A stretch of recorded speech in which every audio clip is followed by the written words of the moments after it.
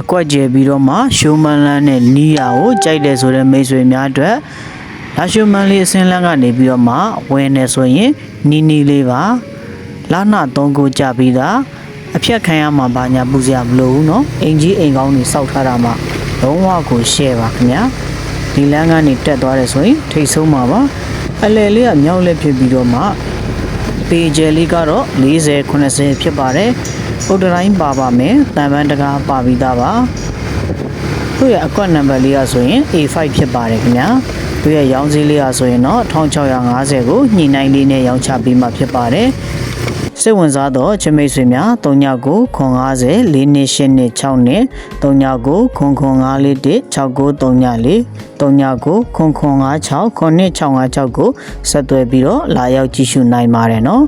လာရှိုးမန်းလေးလမ်းနဲ့အရန်ကိုနီးကပ်ပါတယ်ခင်ဗျာရေပြင်ပေါ်ကိုလာရောက်ကြည့်ရှုဖို့အတွက်ဖိတ်ခေါ်ပါတယ်ကျေးဇူးများကြီးတင်ပါတယ်ခင်ဗျာ